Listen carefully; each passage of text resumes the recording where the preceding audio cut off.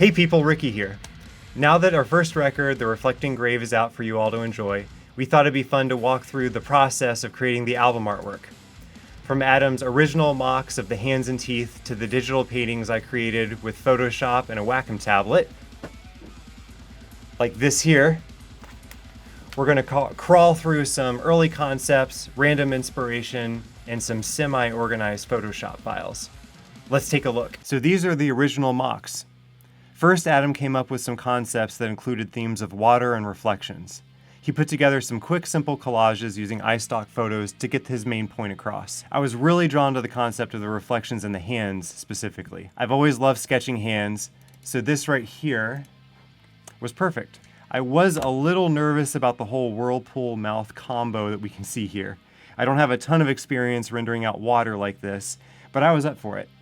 I also love sketching out gross, disgusting teeth, so I knew the whole mouth area would be easier to do in the end. But between these two, really like the hands reaching up to each other, with realities kind of flipped over one another, with the dark, desolate water and the more abstract background. Very excited about this. Whirlpool mouth, well, I was up for the challenge. But now let's check out a little inspiration that I collected. Before any kind of project, I like to look through art, trying to find some kind of inspiration. And this is all art from Portrayal of Guilt, I believe. I was really into these guys last year like hard. If you haven't checked them out, definitely do so. Awesome sound that blends black metal, grind, and hardcore into something special. But anyways, I just really love the rawness of these pieces. Even though the subject matter wasn't a one-to-one, this kind of painterly style on some of these really just caught my eye. Like the texture work here on this girl, this flesh, and we've got the disgusting teeth here. Really great texture work, very painterly. This is definitely on cue. This actually isn't a style I personally use, but I really like this at the time. Don't really remember why I added it, but I like it. And this here, again, just the phonetic energy that they're using with the medium, the paint. You can see all the brush strokes, all the cool texture, the colors blending with one another. Really just liked all of these. So really just love finding pieces of art that inspire me before I get something started on my own. Let's go ahead and jump into the album artwork. I figured we could peruse through my Photoshop files for these mocks, a little digital art tour. So I have experience with oil painting, so doing the artwork for our first record was super exciting. And I'm a big fan of grimy, textured styles. These days I actually prefer digital painting using Photoshop and my Wacom tablet that I've had for like 10 years. And it still works, I can't believe it. Adam's concept of the reflecting hands is so dynamic. I've always enjoyed diving into the details of fleshy folds, veins, and fingernails, so I had a lot to work with here. Let's check out some of these details.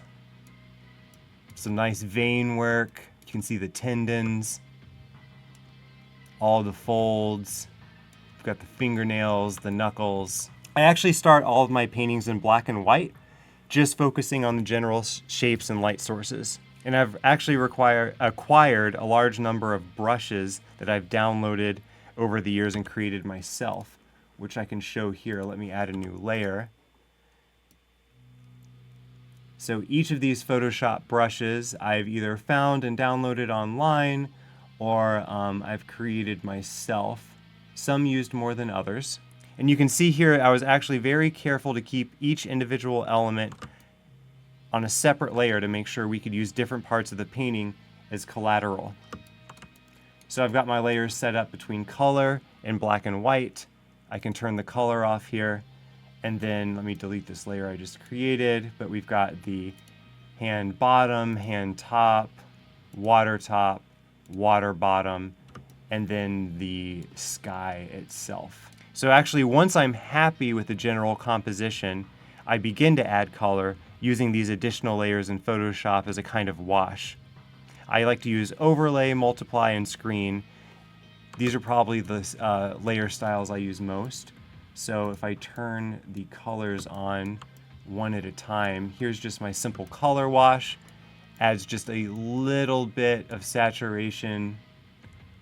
Then I add multiply, and that also, you can see that just deepens the shadows, adds some warmth. I then apply an overlay Here I'm adding warmer reds and oranges to really add a focus to each of these hands. The second overlay, if I turn that on and off, we have the blues and greens that's kind of giving the flesh a more dead kind of look to it. And then the last layer, flat, is actually just a normal Photoshop layer where I color pick some values and colors that are already on the canvas, and I simply add them to add a little bit more depth and to kind of tie in some of these details that I added at the end. But the final results of the hands reaching up to one another with the two realities flipped and water dripping down and up came out really great. Super happy with this one. So the teeth in the whirlpool. So I was initially a little nervous about this concept. The idea of some kind of mouth creeping through a whirlpool of crashing water seemed complicated, and I was worried I wouldn't be able to pull off that composition. I spent a lot of time looking up photos of waves and whirlpools to try and understand how to set this up. I wasn't worried about the teeth or mouth, really. Like I said, I love painting and drawing rotting, gnarly teeth and gums, so I knew that part would be pretty easy. For this painting, I actually started with just the water, making sure the waves and movement was dynamic looking and actually looked like water. So again, I can turn off all of these layers for color and turn off the splash in the teeth. And you can see here the whirlpool that I kind of put together.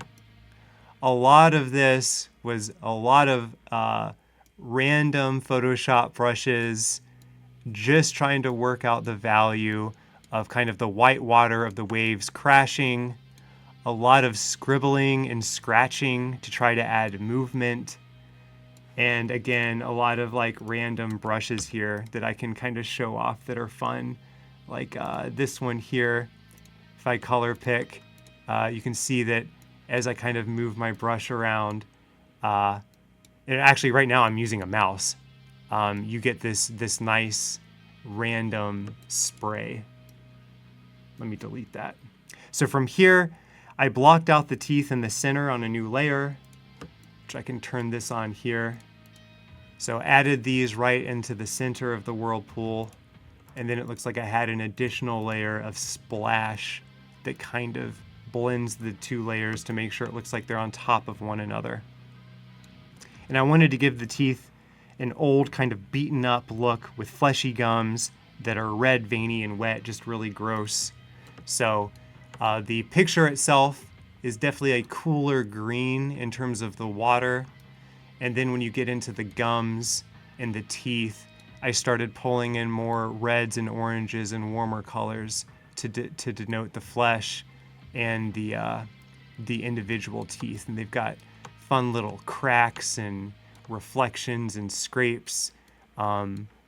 Really happy with how these turned out, with kind of the veins and the stringy looking gums connecting to each tooth here. Really love going into the detail with that. So yeah, once these two concepts were complete and the guys gave it their final seal of approval, I handed these bad boys over to Adam, who worked with his graphic design magic and came up with an awesome layout treatment for our logo and additional copy to set on top.